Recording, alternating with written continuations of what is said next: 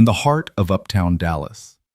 Darius Col Train's hand hovered over the front desk clerk's keyboard until he placed his Centurion Black Card metallic invitation only on the counter. The clerk's eyes flicked upward, narrowed in surprise, then a mirthless laugh escaped her lips, as though the card were a child's toy. In that instant, every whispering guest and the polished marble beneath his feet seemed to pulse with judgment. Without a word of protest, Darius collected his luggage, turned on his heel, and strode from the lobby, his silence delivering a verdict louder than any apology could. If you've ever faced the sting of prejudice in a place that should have welcomed you, drop a comment below, subscribe for the next chapters, and hit the bell so you don't miss how one quiet decision can shake entire empires. The late spring sun dipped toward the horizon, painting Dallas's uptown skyline in molten gold as Darius Col Train slid out of his black Escalade. The vehicle's mirrored windows and low hum of the engine reminded him of the subtle power he wielded, a power that extended far beyond the polished leather seats and chrome accents. Clad in a tailored navy suit that draped his broad shoulders with ease and matte brown loafers that spoke of understated confidence, he navigated the hotel's entrance with the composure of a man who had negotiated billions, yet never felt quite at home in the polished lobbies of high finance. The Lexington Tower's marble lobby sprawled before him like a cathedral of commerce. Crystal chandeliers refracted the dying sunlight into prisms dancing along gold-trimmed columns. A floral arrangement spilled from its vase in riotous color, the scent of imported orchids mingling with the tang of lemon polish. Valets in starched uniforms nodded respectfully as Darius passed, but as he wheeled his bag toward the front desk, he sensed the shift, a tightening of shoulders, covert glances darting between guests who had once given him wide berth. He paused at the espresso bar where a white couple's hushed exchange cut the thick air like a blade. Heads turned, lips curved into smirks that never reached their eyes. A man in a plaid golf shirt leaned into a friend, the whisper too low to hear, but Darius could feel its echo across the marble floor. It was the same echo he'd encountered in airports' boardrooms, even classrooms, the quiet disbelief that a black man could claim space in these gilded halls without apology or explanation. He kept his stride steady, breathing through the moment. Darius had seen this before, not this exact lobby, but this script. The pattern was familiar, an abundance of courtesy tinged with condescension, leaving him to navigate a maze of microaggressions with every introductory handshake. He checked in more places than most CEOs, from Seoul's sleek business districts to Johannesburg's penthouses. Yet here on paper, the Lexington Tower stood in that same league. Its reputation should have preceded him, but reputations didn't dismantle dispelled biases. At the front desk, the clerk, mid-20s auburn ponytail uniform, crisp as the morning sun, peeked over her monitor. She offered him a plastic water cup before he could ask, the gesture practiced and meaningless. "Welcome to the Lexington Tower," she said, voice polite yet distant. Darius returned her nod. "Darius Col Train," he replied, enunciating each syllable like a declaration. "Reservation under Lucent Applied Technologies." She clicked keys, glanced at her screen, then at the reflection of him in the polished counter. Before she could register his name, Darius handed her the Centurion Black Card's solid metal engravings, etched in silver. She froze, eyes widening, and then she laughed. Not a polite, nervous giggle, but a full-throated laugh that echoed against the marble walls. Other guests stiffened. A hush rippled through the lobby, as though the chandeliers themselves held their breath. Darius felt the weight of every eye on him, yet he maintained his posture, shoulders back, chin level. The clerk's amusement hung in the air, a gauntlet thrown down in front of him. He waited a beat longer, offering no explanation or rebuke. Then, with measured grace, he reached into his pocket, dialed his chief of operations, and said 2 words. "Cancel it." He hung up, leaned forward, and met the clerk's gaze. "I'll find another hotel," he said quietly. He wheeled his bag around and exited through the revolving doors, leaving the stunned clerk blinking in his wake. The Escalade's engine rumbled outside, as if eager to carry him away from the insult. Despite the oppressive heat that often smothered Dallas in late spring, a cool satisfaction settled over him. He had not raised his voice or thrown a tantrum. He had simply refused to participate in their game. Behind him, the lobby remained frozen, valets unhooking the Escalade's doors, guests exchanging confused whispers, and staff scrambling to understand the sudden vacancy in the day's schedule. But Darius's departure wasn't the end of the story. It was the hinge on which the next act would swing a silent declaration that respect could not be faked with gold trim and floral arrangements. He stepped into the warmth of the fading day, his mind already mapping the next steps. He would cross the street to the Bishop House, a modest boutique hotel, where respect was never in question. There he'd settle in and prepare for the fallout, the collapsed merger, the media storm, and the reckoning sure to follow. But in this moment, as the Lexington Tower receded behind him, Darius felt a clarity he hadn't known in years. He had turned prejudice into power, and in that transformation lay the beginning of a new chapter. One where he would shape his destiny on his own terms, one quiet step at a time. The lobby's buzz dulled to a hush as Darius approached the front desk, his reflection mirrored in the polished mahogany veneer. He sensed the collective breath of every guest and staff member as he slid his suitcase to a halt beside him. The clerk, a young woman with an auburn ponytail that bobbed with each shift of her head, looked up from her terminal. Her name tag read Megan, and she wore the hotel-branded Polo Snuggly chewing gum as she waited for his details. "Good evening," Darius said, voice smooth measured. He offered a respectful nod. "I have a reservation under Col Train." His words were warm but carried an undercurrent of command unmistakable to anyone who'd ever negotiated at his level. Megan tapped her keys. The screen blinked. "Yes, Mr. Col Train," she replied, glancing down to confirm. "Welcome to the Lexington Tower." She gave him a small professional smile before looking up again, expecting payment details. Darius reached into his suit pocket and pulled out the Centurion Black Card. It gleamed in the lobby's ambient light solid metal, engraved with his name, invitation only, and shrouded in quiet prestige. He placed it gently on the counter, the metallic thud echoing like a heartbeat in the stunned silence. Megan's eyes narrowed involuntarily as she leaned forward to pick it up. Up close, the card's heft and composition were undeniable. She straightened, blinked, and then burst into laughter, a real, unfiltered laugh that rippled through the lobby like a stone skipped across still water. "Oh, wow," she said, unable to suppress a smirk. "Is this some kind of joke? Who carries one of these around?" A low murmur rippled from the nearby chairs. A man in a plaid golf shirt exchanged a grin with his companion, nodding toward Darius. The skitter of judgmental laughter followed the kind that stings because it's meant to belittle, to reduce someone to a punchline. Throughout it all, Darius remained composed. He studied Megan's expression, amusement, disbelief, and something more insidious, a hint of superiority. He felt neither shock nor anger. He'd been here before in countless lobbies, auditoriums, and offices. The moment was familiar, the laughter, the assumptions, the tests of belonging. But this time there would be no shrug, no attempt to educate. Megan tapped the card against the counter as if unsure it was solid metal. "Usually it's executives with these," she teased, voice laden with condescension. "You're not exactly the type." The words punctuated the snickers from the plaid-shirted man, and the lobby's air thickened with the rancid scent of bigotry. Darius waited a beat, breathing in the stall of her amusement. Then, with deliberate calm, he reached into his pocket once more and produced his phone. He dialed swiftly, voice low but precise. "It's me. Don't go in yet. Cancel the room block. Call Raymond. Tell him the merger's off." He ended the call, the phone's click snapping the air.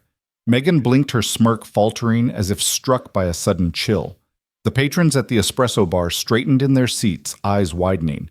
The illusion of comfort shattered his cool facade, cracking the lobby's veneer of privilege. Megan's jaw dropped. She scanned the card, then glanced at the revolving doors. Darius leaned forward, his gaze unwavering. "I'll find another hotel," he said, voice soft but final. "Have a good night." He retrieved his phone, then his custom leather carry-on, and strode toward the exit. The lobby's hubbub snapped back to life in a confused stutter, staff muttering about procedure guests, whispering about the odd incident, the valet pausing mid-stride. Darius passed through the revolving doors as if moving through water, each step deliberate, each movement a lesson in silent authority. He did not look back. His departure spoke volumes more than any heated confrontation could have. Outside, the black Escalade idled under the amber glow of the street lamp. The driver opened the door wordlessly, handing Darius his bags. He slid into the passenger seat, and the vehicle's door closed with a soft click stillness enveloping him, a stark contrast to the hotel's chaos. The engine's rumble whispered respect. The driver pressed the button for immediate departure. As the Escalade rolled away, Darius watched the Lexington Tower's grand facade recede. He had canceled a $3.8 billion merger with a single phone call, a decision that would reverberate through boardrooms and news feeds in minutes. He felt the familiar surge of purpose. No longer would he subject himself to patronizing tests disguised as hospitality. Across the street, the Bishop House, a modest boutique hotel known for its quiet discretion and genuine service, glowed softly. The Escalade turned into its drive. No grand entrance, no gold-trimmed lobby, just a welcoming desk and an attentive staff who recognized guest names without a second thought. Inside the Bishop House lobby, Darius stepped out. A bellhop in a simple uniform offered greeting not in deference to his wealth, but in kindness to his presence. Darius smiled, handed over his Centurion card without a flicker of doubt, and received his room key, no laughter, no hesitation. He rode the elevator to a corner suite, the plush carpet muffling his footsteps. He stepped inside, closing the door on the Lexington Tower's echo. The room was spare, yet elegant, crisp linens, a single orchid on the desk, muted city lights through blackout curtains. He set down his luggage and for a moment allowed himself to breathe, truly breathe. His phone buzzed a message from Raymond, numbers in order. Bentley stunned, but handling it. Darius tapped back. Good. He slipped out of his suit jacket, draped it over a chair, and sank onto the edge of the bed. The black card lay on the nightstand, a testament to both his achievement and the barriers still erected against his dignity. He glanced around the room, appreciating the contrast, respect born of service, not status. He reached for his laptop, fingers hovering above the keys. A draft of his CEO statement awaited no grand apology, no torrid defense. Just clarity. Integrity cannot be negotiated. He would release it on his own terms, controlling the narrative. Tomorrow's sunrise would bring headlines. Merger canceled, Black Card backlash, CEO stands on principle. But tonight, Darius Col Train savored the quiet knowledge that he had reclaimed his power. In that silent act of departure, he had reshaped the deal, reaffirmed his worth, and shown the world that the truest currency is self-respect. Darius paused only long enough to lift his leather carry-on, the handle cool and familiar against his palm. His navy blazer settled around his shoulders, as if it understood the gravity of his next steps. He straightened, checked his reflection in the polished marble wall one final time, just a tilt of the chin, the same calm demeanor he wore at boardrooms from Zurich to Seoul, and began to walk. Each footfall on the marble tile was deliberate, a metronome marking his resolve. The lobby's hush, thick with curiosity and confusion, rippled outward from his path like waves from a pebble dropped in glassy water. No one moved to block his way or call after him. They had no right. The clerk who had laughed clutched at her pen, her mouth agape but silent. The plaid-shirted onlooker's chuckle died on his lips as he realized this was no performance, no outburst to be ridiculed or entertained. This was a departure. Darius moved past the espresso bar, past the guests, who had once expected deference, past the gilded columns and towering floral arrangements, and toward the revolving doors. His suitcase rolled smoothly behind him, the soft hum of its wheels, the only counterpoint to the cavernous lobby's stifled breath. As he reached the doors, the soft whirl of mechanism welcomed him, a circular invitation into the night. He did not quicken his pace, nor did he hesitate. The doors turned at their programmed rhythm, and he stepped through with measured grace.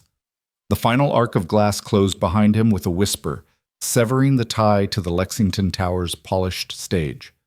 Outside, the warm spring air enveloped him.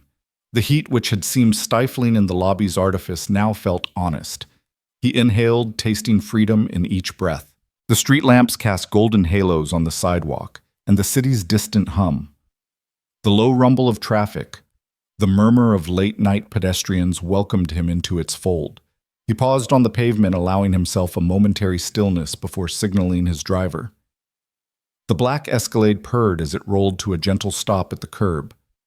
The valet, who had earlier snapped to attention, now stood frozen, unsure whether to approach. Darius raised a hand in quiet acknowledgement, and the valet offered a brisk nod before retrieving his luggage. The metallic click of the car door and the soft thud of his suitcase landing in the rear compartment punctuated the silence like punctuation marks in a sentence of defiance. Sliding into the passenger seat, Darius closed the door with composed precision. The driver, accustomed to his restrained cues, looked over with a steady nod. No words were exchanged, none were needed. The engine idled, then glided into motion tires, whispering on the asphalt as the Escalade merged into the flow of uptown traffic. As the hotel receded in the rearview mirror, Darius allowed himself a subtle exhale, an entire world of indignation and entitlement left behind. His mind replayed the encounter at the front desk, the clerk's laugh, the guest's smirk, the hush of the lobby. Each moment carried the weight of unspoken assumptions about who belonged and who did not. Yet by refusing to argue or plead, he had reclaimed his narrative. He had answered ignorance not with outrage, but with agency. The city lights danced across the windows, reflecting in his thoughtful gaze. Across the street, the Bishop House beckoned in soft contrast to the Lexington Tower's ostentation. Its wrought iron lanterns glowed warmly, and the modest facade spoke of genuine welcome rather than gilded pretense. In the rearview mirror, Darius watched the smooth transition to this sanctuary.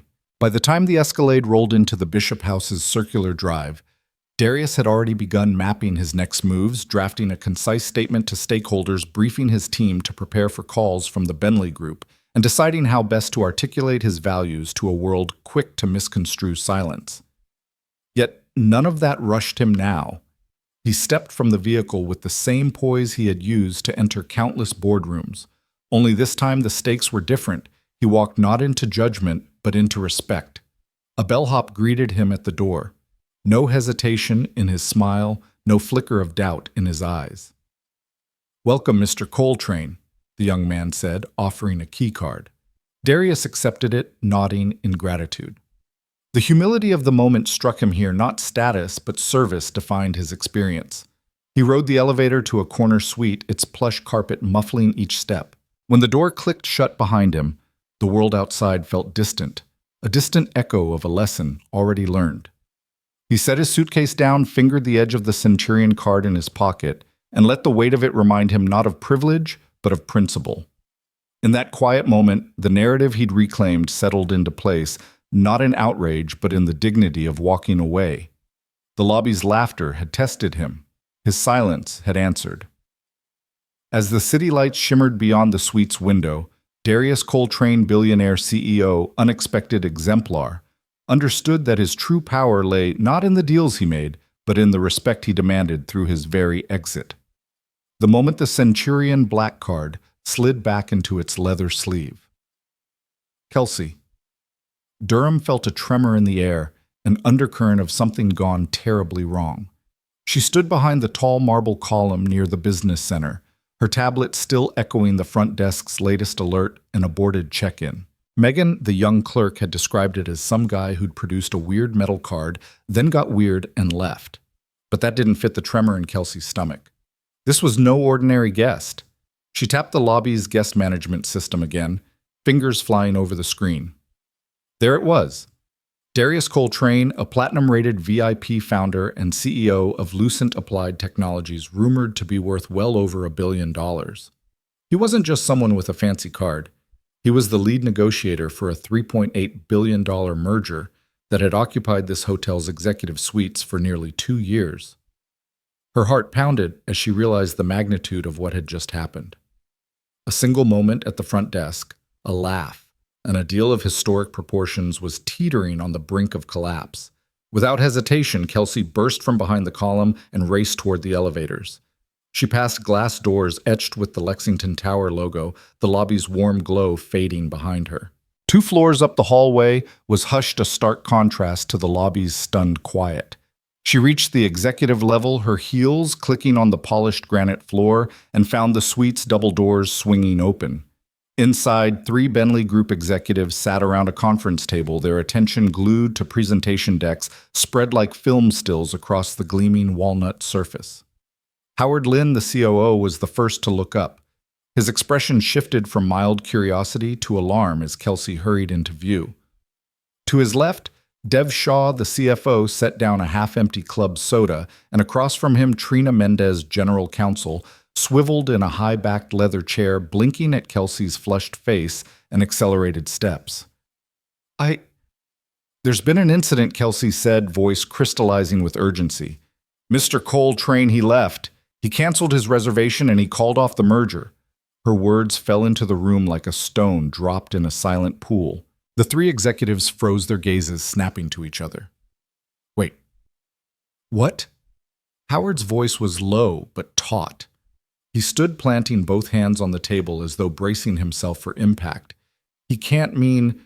You're saying he walked out? Kelsey swallowed, steadying herself. He checked in. Megan asked for his card and he gave her his Centurion Black Card. She laughed. He made a call, told his COO to cancel everything, said mergers off, then left without paying, without explanation. Dev ran a hand through his hair, turning toward Trina. Can that even happen? He sounded stunned. 30 months of negotiations and it unravels because of a laugh at the front desk. Trina's face was a mask of professional concern. She opened her tablet and tapped through her notes. Let me see the guest profile, she said, her fingers scrolling swiftly. If this is who I think it is, this is catastrophic. She showed them the screen. Darius Col Train, founder and CEO, Platinum VIP net worth EST. 1.2 billion. He's the reason the entire Bentley delegation is here. He's the anchor.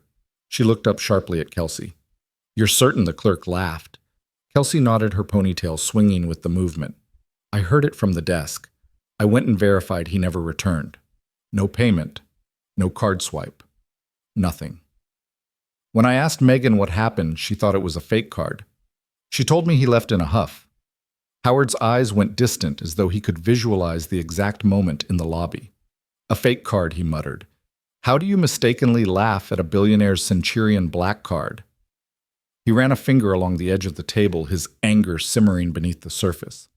That clerk just triggered a chain reaction bigger than anything we could have anticipated.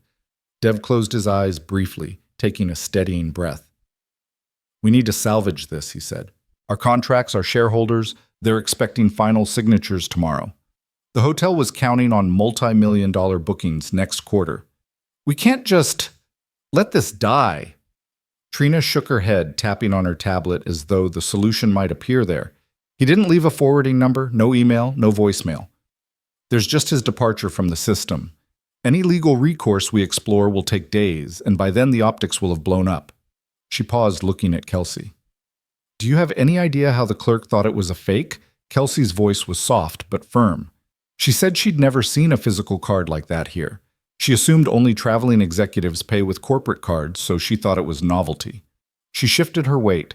I warned her she should have asked for validation, but it happened too fast. Howard pressed his palms into his temples. It's a PR nightmare. The story will be that we humiliated a VIP, forced him to walk out, then canceled one of the largest mergers in corporate history because of clerk's error. I can already see the headlines. Dev tapped a folder on the table. Our PR team is drafting statements, regrettable incident, under investigation, that sort of thing. But it's all spin. We need the real story. We need Darius's willingness to come back an apology, an acknowledgement of misunderstanding. Trina looked at the others, her expression resolute. If we lose Darius, we lose the merger, and that'll cost us hundreds of millions, if not more. We need to fix this and fast. She turned to Kelsey. Can you get me the clerk's transcript, surveillance footage? Anything to reconstruct the sequence of events. Kelsey nodded, already pulling her tablet back out. I'll coordinate with security and IT. We'll have video clips within an hour. She glanced at the closed doors of the suite. And I'll check if he tried calling the front desk or left any messages. Howard exhaled sharply and sank into a chair. Time is not on our side. We had one shot tomorrow morning with Darius. Now we're starting from scratch with a crash course in crisis. He ran a hand through his thinning hair, frustration etched in every line of his face. Dev set his club soda on the table, bubbles creeping up the sides of the glass. We can't let this define Bentley Group, at least not permanently. We need a recovery plan, personal outreach, senior partner involvement, expedited board approvals, whatever it takes. Trina's shoulders squared as she looked at the trio. I'll draft the legal notices for an emergency shareholder session, something to show we're taking this seriously. It'll buy us time. She tapped her tablet. Howard, start reaching out to your contacts. Offer Darius a personal apology from the chairman. Dev work with finance, assess what a delay will cost us and how to mitigate. Kelsey, keep digging at the hotel. Kelsey nodded again before slipping out of the room, her heels clicking with purpose. The executives watched the door close, the echoes lingering like an unanswered question. Outside that suite, the world was bracing for upheaval. But inside, Bentley's leaders were scrambling to avert disaster of their own making. In the hallway, Kelsey exhaled and keyed her tablet. She accessed the surveillance system, pulling up 4 angles on the lobby, each frame capturing that precise moment when Megan's laugh echoed across the marble floor. She zoomed in on Darius's expression, calm resignation, an unspoken decree of departure.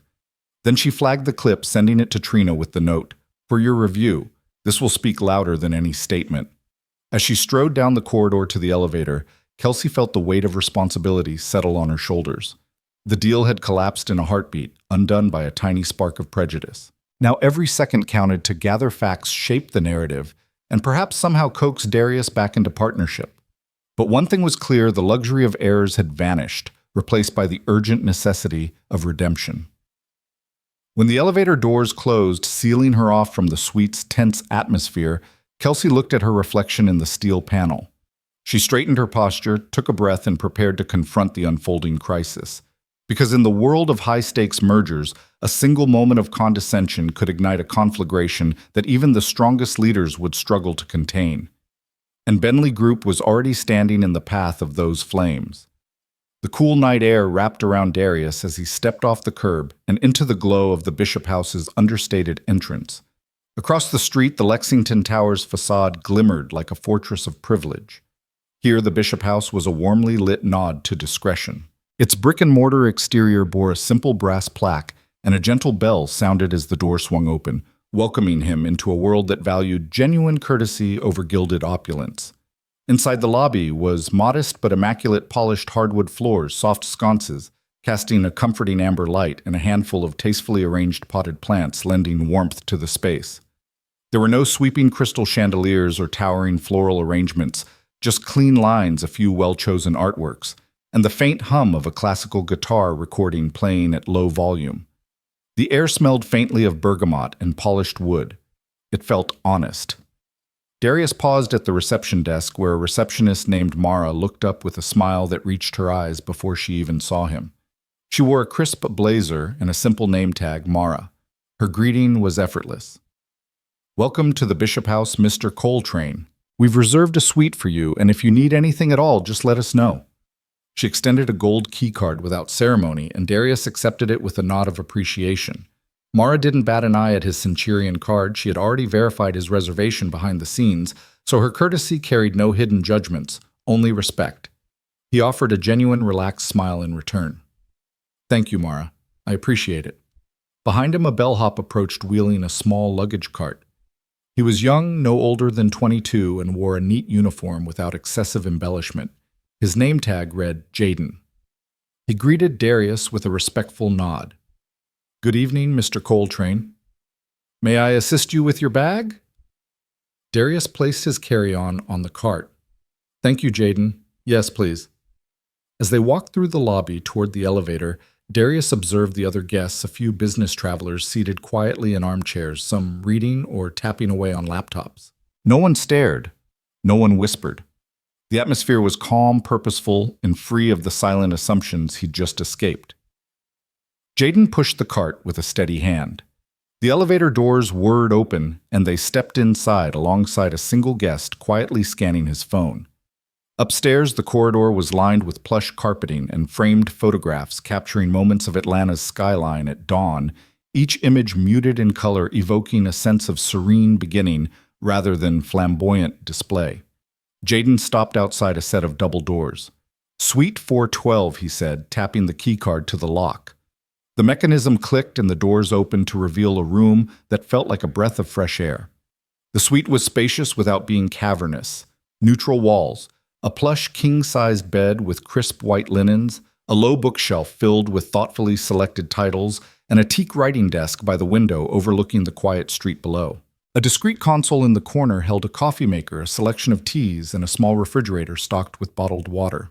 There were no extravagant trappings, just everything one needed for rest and focus. Jaden stepped in and placed the cart beside the bed. "If there's anything you require, Sir Fresh Towels, extra pillows, just call the front desk. We're at your service." His voice was warm without a trace of the forced deference or patronizing tone Darius had endured hours earlier. Darius felt a genuine smile tug at his lips. "Thank you, Jaden. I'll keep that in mind." He reached out and shook the young bellhop's hand, a gesture of mutual respect. "I appreciate how smoothly you've handled this." Jaden's eyes lit up. "Mr. Col Train. I've followed Lucent's growth for years. My dad works in tech, and he's always talked about your innovations in logistics AI. He says your company built tools no one else even imagined. It's an honor to meet you." The words struck Darius with a quiet warmth. Here was modest admiration untainted by envy or condescension. He had stepped into this room carrying the weight of a humiliating moment, and a deal collapsed. Yet in that handshake, he felt recognized for his achievements, rather than dismissed by a clerk's laughter. "Tell your dad I said thank you, Darius," replied his voice sincere. "And thank you for your service tonight." He watched Jaden's expression brighten further, then the bellhop nodded and left quietly, closing the door with a soft click. Alone in the suite, Darius allowed himself to exhale fully.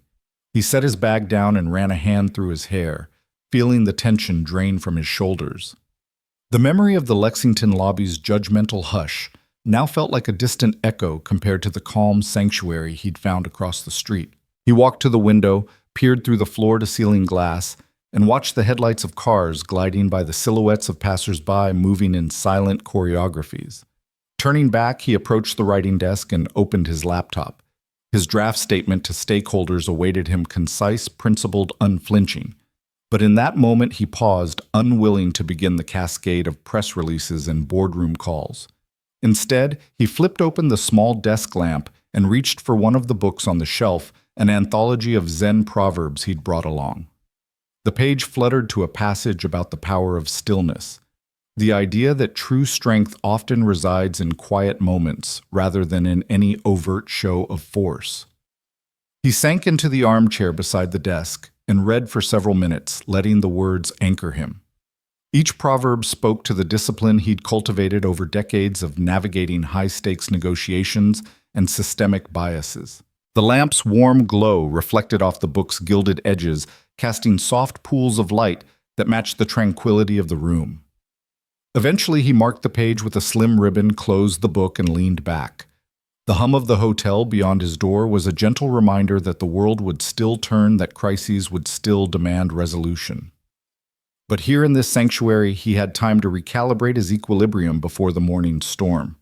He reached for his phone, paused, and dialed Raymond, his COO. "How are we looking?" he asked, voice measured. Raymond's tone crackled with controlled urgency. "Numbers are holding steady. Bentley Group's in full panic mode, but we're ready with legal notices and stakeholder briefings. You want me to keep writing this out quietly, or—" Darius glanced around the room, breathing in the subtly fragrant air. "Stay the course. Silence is our statement right now. We'll issue our message when the time is right." He felt the weight of those words land, a strategy born from confidence rather than reaction. "Understood," Raymond replied. Darius closed his eyes for a moment, letting the reassurance of precise planning settle his mind. He stood, stretched, and moved back to the bed, pulling aside the linens to prepare for rest. The city beyond the window was still alive, but here the Bishop House offered a haven where respect wasn't earned by perks or positions, but by simple human decency. As he lay back, the Centurion Black Card resting in his jacket pocket felt less like a symbol of unassailable privilege and more like a reminder of the line between ostentation and honor. Tonight, honor sat firmly on the side of the discreet, the genuine, the gracious. He closed his eyes, ready to meet whatever dawn would bring, with the same dignity that had carried him through the lobby's silent rebuke, knowing that sometimes the truest welcome comes not from grand entrances, but from the quiet nods of sincere respect. The conference room at Bentley Group's Dallas headquarters sat eerily silent, its long oak table polished to a mirror finish, pens and name cards still neatly arranged but untouched. Morning light filtered through slatted blinds, casting stripes of shadow across empty chairs. Outside, the city's pulse pressed against the glass walls, cars humming on Main Street. Distant sirens, the low murmur of pedestrian traffic. But inside the hush was profound, as if the building itself held its breath.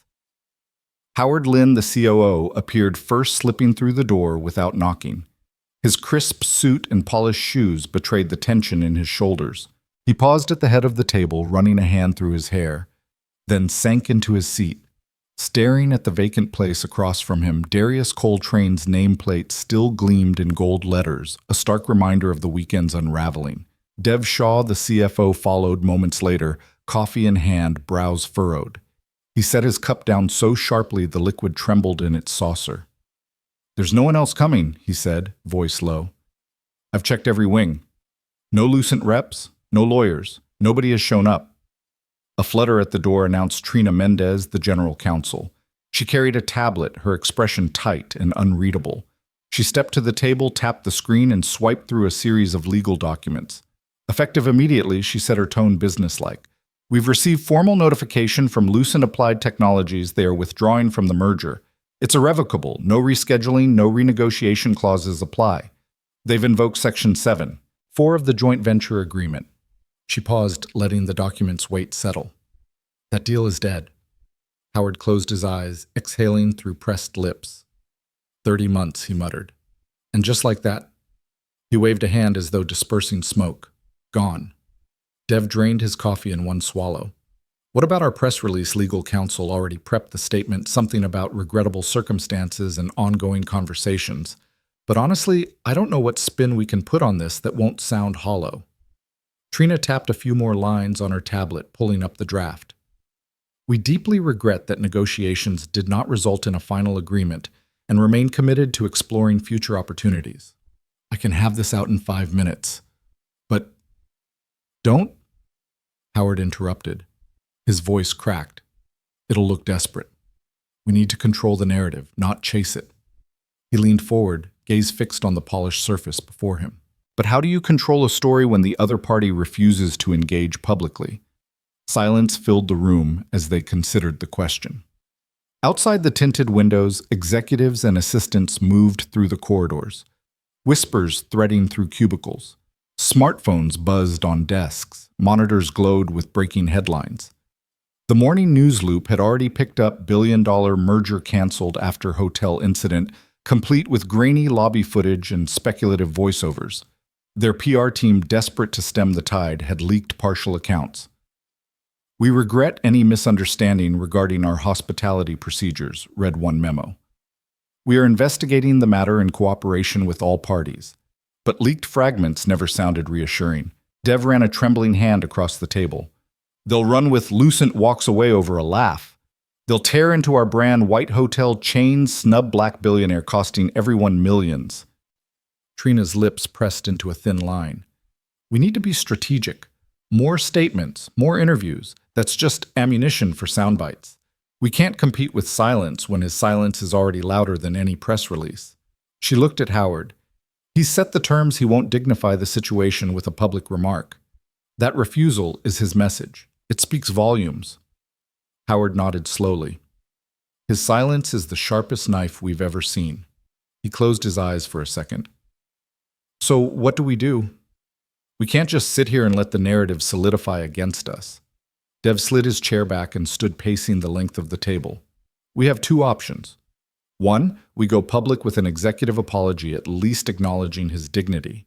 Or 2, we focus on damage control behind closed doors, reaching out to Darius directly, CEO to CEO, to repair the relationship."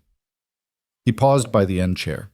But every attempt at apology or outreach becomes another headline. Bentley begs for reconsideration. "At this point, it's a loser's game." Trina tapped her tablet. "I'll draft a brief direct letter. No public fanfare. Just a personal note to Darius acknowledging our regret and requesting a phone call. We'll send it via secured channels tonight. If he responds, we have a chance. If not, we brace for fallout." Howard sank back into his seat. "And the shareholders?" "We call an emergency board meeting, lay out the contingency plans, explain the loss, and chart a path forward.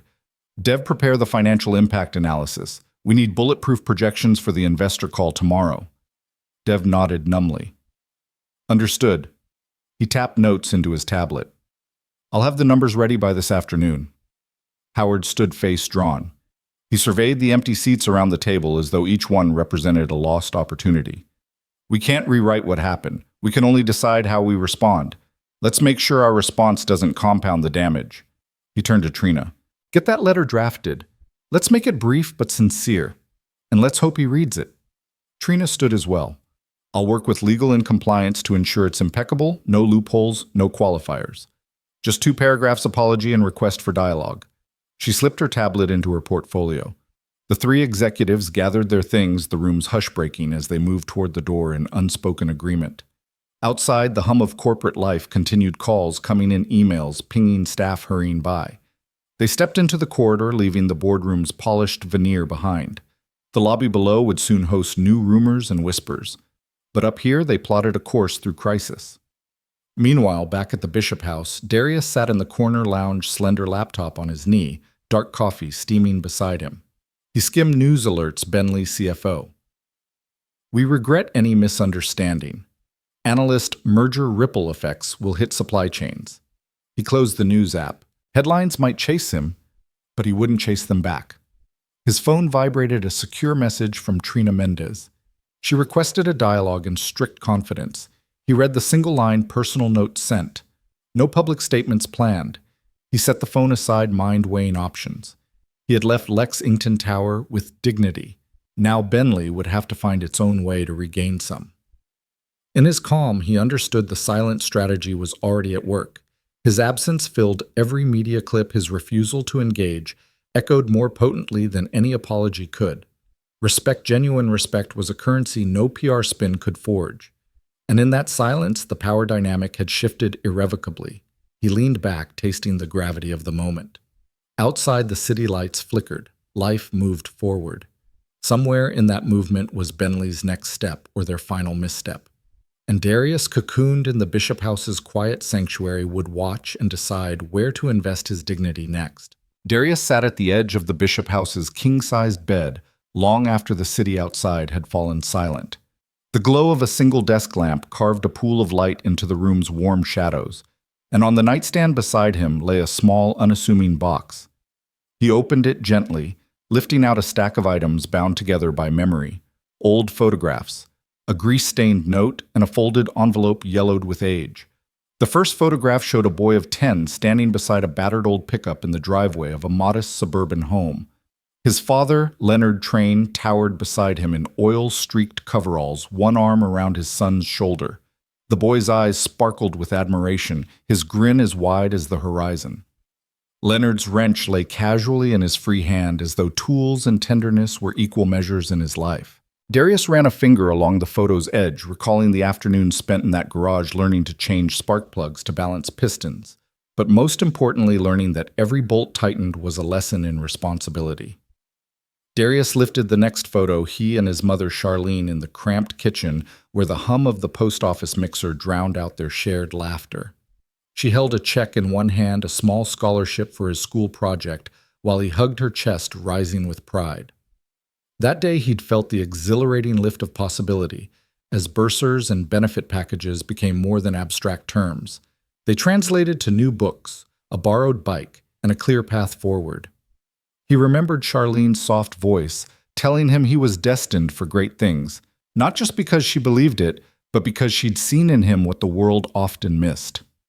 He smoothed open the final piece of paper, the rejection letter from the state's top scholarship board. The envelope crease snapped open like a broken promise. Inside, neat black script informed him that another candidate had been selected. His heart had clenched, then a lead weight of unfairness of merit, brushed aside by the invisible hand of privilege. He remembered how he'd sat on the porch step clutching that letter, until his knuckles turned white before stepping inside to place it on the family's kitchen table. His mother, already weary from her shift at the post office, had slipped beside him and said, "They don't see what matters, but we do." He closed his eyes, letting those memories ground him. The Centurion Black Card lay on his palm, its smooth weight a symbol of the journey from that small town in Oklahoma to corporate boardrooms around the world. He recalled the countless introductions where his name was mispronounced, where colleagues assumed he was an assistant rather than the meeting's orchestrator. He recalled airport security's tedious rituals, watched as officers frisked him more carefully than his white peers, and the whispered doubts. Is he with them? His gaze drifted to the card, engraved letters gleaming like a bellwether of his ascent. Darius leaned back, pressing the card to his chest. He thought of the scholarships he'd ultimately earned through grit and late-night study of a rented garage-turned-workplace where he first coded a rudimentary inventory system on a second-hand ThinkPad. He thought of early mornings stocking auto parts by day and debugging code by night each hour, an investment in a dream that often felt unreachable amid the din of doubt. After that first contract, $1 million deal that validated his fledgling startup, he'd felt vindication, but also the quiet echo of every time the world had underestimated him. He stood and crossed to the window where the city lights pooled across the glass. The Bishop House courtyard below was empty now, save for the soft hum of distant traffic and the gentle flicker of street lamps. The world outside moved on, unaware that its most powerful signal ran not through press releases or public statements, but through a single act of departure. He remembered the recoil on the clerk's face, the stunned silence that followed his calm exit from the Lexington Tower. That moment had spoken volumes more than 1,000 apologies could have. Darius turned from the window and walked back to the desk, sitting down with a renewed steadiness. He opened his laptop and drafted a new file, Reflections on Power. But rather than paragraphs of strategy or bullet points of outcomes, he typed a single line. Power lives in the choices you make when no one is watching, especially the choice to leave with your head held high. He paused, reading the sentence as though it were the distilled essence of every lesson he'd ever learned. He tapped at the keys, adding a brief note to himself. Remember where you came from. Integrity is your compass. Respect is earned. Then he saved the document and closed the laptop, letting its screen go dark. The night felt quieter now, as though the room itself acknowledged the gravity of his reflections. Standing again, Darius placed the photographs and the letter back into the box. He slid the Centurion card into his jacket pocket, alongside his phone and a small leather-bound notebook in which he'd sketched ideas for the next day's boardroom calls. He flicked off the lamp and walked toward the bed, the lamp's glow fading until only the room's outlines remained. Lying back, he closed his eyes and let the day's burdens recede. He felt the familiar ache of resilience, a deep, bone-level sense that no matter how many times the world tested him, he carried with him the foundations of every small victory, a mother's faith, a father's work ethic, the sting of rejection that steeled his resolve. In that darkness, he whispered to himself, "They can laugh, they can doubt, but they can't break what's already unbreakable." He envisioned tomorrow's sunrise, bringing new challenges, new negotiations, and fresh opportunities to assert his worth. Yet he knew that regardless of the outcome, his journey had already been defined by the moments when he chose dignity over drama strategy, over spectacle, and silence over desperation. As sleep gently claimed him, the last thought in his mind was that true power wasn't in the laughter that followed him out of a lobby, nor in the card that bore his name, but in the quiet decision to walk away. First, unbowed, unbroken, and unafraid, to let his absence speak louder than any protest. And in that realization, Darius Col Train found both peace and purpose, ready to face whatever dawn would bring. Sunlight filtered into Darius's suite at the Bishop House just as his phone exploded with notifications. He blinked against the glow, sitting up to scan the first headline. Black CEO laughed at over toy, card, merger canceled. Below it, a Twitter thread by @InsiderDallas detailed the incident down to the clerk's ill-timed laugh and the cancel it phone call. The thread's opening tweet was simple, yet explosive. Just witnessed history. CEO checks in with Centurion, gets mocked, and next morning kills 3.8 Biat deal. Had Black Card backlash. Within minutes, thousands of retweets and replies cascaded in inflaming the story into a global conversation. Darius watched in quiet satisfaction as the hashtag #ClimbedBlackCardBacklash was trending across continents. Journalists dissected every clip, experts weighed in on implicit bias, and tech forums buzzed with support for Lucent Applied's CEO. His phone kept buzzing videos of influencers summing up the incident, opinion pieces, arguing the broader implications, and personal testimonies from people who'd faced similar slights. "This is systemic," one tweet read. But Darius walked away. Respect over profit. The room's stillness felt hallowed, as though the world had finally tuned into the frequency he'd been broadcasting by his actions alone. Half a world away, Lucent's Palo Alto campus was already in upheaval. Employees poured into the lobby, clustering around the television monitors mounted above the reception desk. Screens flipped between cable news feeds and live social media dashboards. Construction engineers sipping morning coffee held phones aloft to capture the trending hashtag. Some wore the crisp white shirts and dark slacks typical of their roles. Others had already changed into the new "We Build, We Don't Beg" t-shirts quietly distributed in break rooms the night before. The slogan, inspired by Darius's silent lesson, was emblazoned in bold black letters, and by 9 a.m., half the campus wore it like a badge of honor. In the corner, a group of recently hired software architects celebrated with fist bumps. "I've never been prouder," one said, voice cracking with emotion as she read a new tweet proclaiming CEO shows grace under fire, Silicon Valley. "Take note." Another employee, a data scientist, edited together a highlights reel of Darius's comment-free exit and posted it with the caption, "When dignity does the talking." It immediately went viral, drawing thousands of likes and shares from professional networks and community groups alike. Meanwhile, Lucent's investor relations team fired off rapid email updates to stakeholders.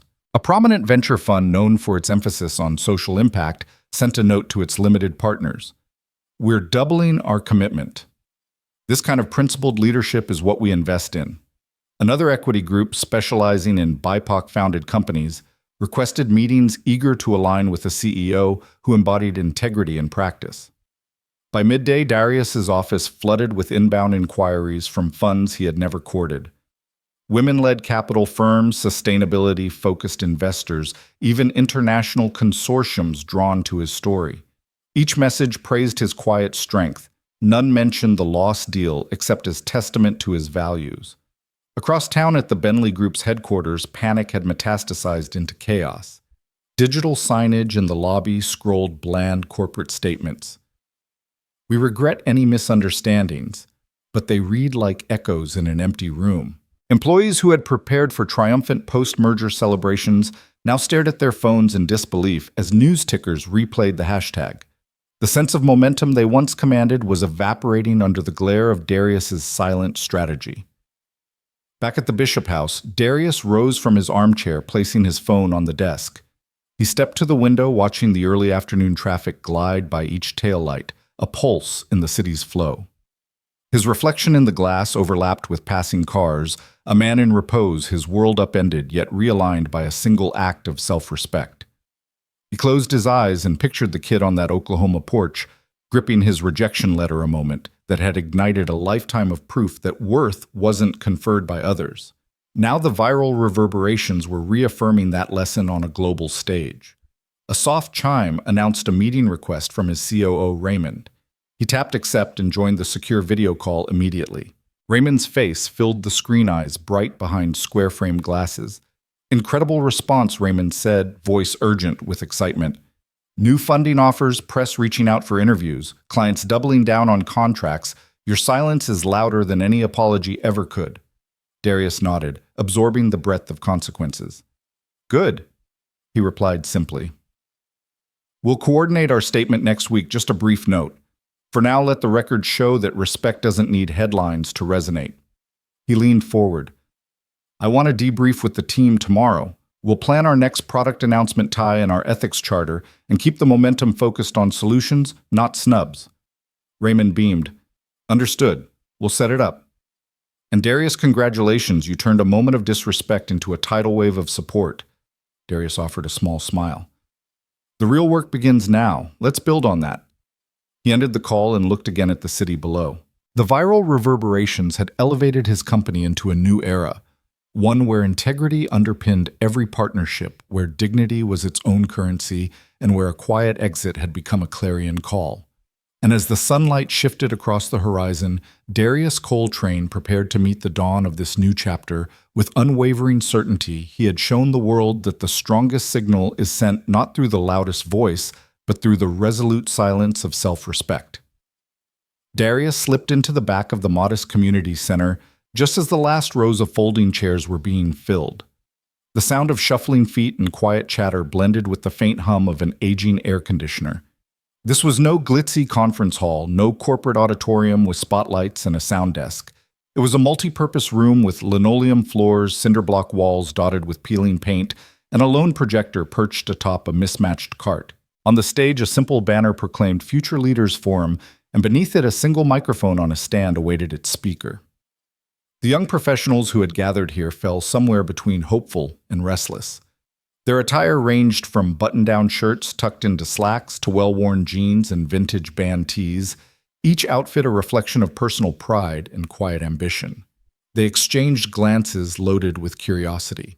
Why was Darius Col Train, the same CEO who'd upended a $3.8 billion merger, agreeing to speak off the record in a room like this away from cameras and corporate PR? The air crackled with anticipation. When he finally stepped onto the stage, Darius carried no notes, only a calm presence shaped by years of overcoming dismissals and defying expectations. He wore a dark sweater over a collared shirt sleeves rolled up just above the elbow. His gaze swept across the audience meeting eyes with interns clutching notebooks. Mid-career professionals stirring their coffees and a handful of small business owners who'd heard of his story and traveled across town for the chance to meet him. He waited until the murmurs faded, then approached the microphone. "Good evening," he began, voice warm and measured. The simplicity of his greeting felt like an invitation rather than an announcement. "Thank you for joining me tonight." He paused, letting the moment settle.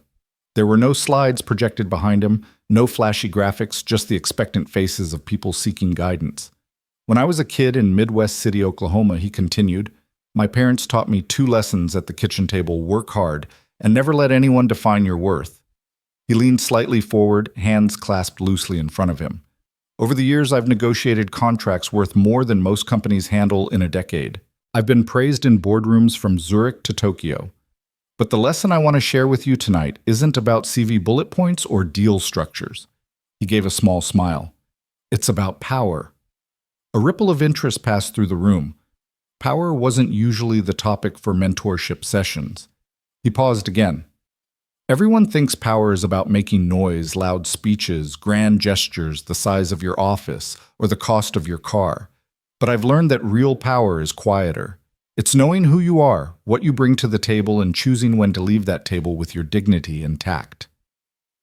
The lights overhead flickered as he spoke, lending a cinematic tension to the moment. Darius's story of the Centurion card and the derisive laugh at the Lexington Tower had made headlines, but here he distilled it down to its essence. "They laughed at my card," he said, voice even. "They thought they were testing me, but I wasn't there to prove a point. I was there to do business. When the clerk laughed, I simply walked away. No outburst, no argument, just a phone call and a divergence of paths." He held the audience's gaze. "That was the most powerful moment of my career." A hand shot up in the front row, a young woman, eyes bright with urgency. "But how do you know when to walk away? How do you distinguish a moment worth leaving over from one you power through?" she asked. Darius nodded, acknowledging the weight of her question. "It takes practice and it takes reflection," he said. "First, you need clarity on your values. What lines are non-negotiable for you? For me, respect is one of those lines. If I'm not treated as an equal, I don't negotiate from a position of weakness. I exit." He gestured gently. "Second, you need to be prepared. Walking away has costs. It can mean lost deals, upset colleagues, and temporary confusion. But if you know you've done it for the right reasons, those costs are investments in your integrity." He paused, allowing the practical point to land. Another attendee, a young man in a graphic tee, spoke up. "But isn't walking away risky? Especially early in your career? What if you don't have the luxury of a bishop house to retreat to?" Darius met him steadily. "Good question. Not every walk away will look like mine. Sometimes you can't leave the room because you need the experience or the exposure. But you can always control how you respond within that room.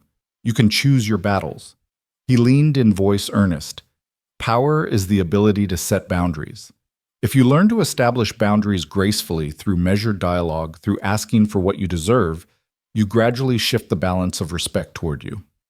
He offered a wry smile, and every boundary you hold reinforces the next one. He looked along the rows of faces, catching the mix of relief and resolve.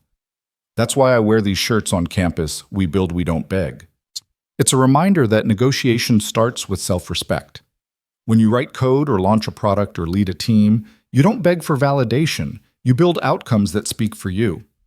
From the back came a tentative clap that spread like wildfire until the entire room applauded. But the real exchange followed. People approached him after his talk, each sharing their own moments of overlooked brilliance, an intern who'd solved a critical bug but saw senior engineers get the credit, a manager who'd been talked over in a meeting, a small business owner whose ideas were dismissed until a white consultant repeated them. Darius listened, nodding, offering practical counsel, how to craft a concise argument, when to request private feedback, how to escalate concerns without escalating conflict. One by one, he bestowed the most valuable gift of all, belief. With each handshake and smile, he reinforced the principle that had guided him from childhood kitchens to international boardrooms, that dignity, even in silence, was a leader's most formidable statement. By the time the community center's lights flickered to signal the end of the evening, the atmosphere had shifted. It wasn't just about one man's viral reverberations. It was about a network of emerging leaders learning to wield their own influence quietly, confidently, and on their own terms. As Darius stepped away from the podium, the room fell into a reflective hush, then burst into conversation, plans forming and strategies germinating. Outside, the night air was cool, carrying the echo of community and possibility. Darius watched the crowd pour into the parking lot, each person carrying a spark of empowerment ignited by his words. He understood then that his legacy wouldn't be defined by a single deal or a moment of public scrutiny, but by the countless futures shaped by a mentor's simple creed. Power isn't shouting, it's knowing your worth and choosing when to leave the room. He walked into the night, leaving behind not just an empty stage, but a blueprint for anyone who'd ever been underestimated. And in the gentle hum of possibility swirling around him, he felt certain that respect and the quiet dignity that commands it would echo long after the lights in the community center went out.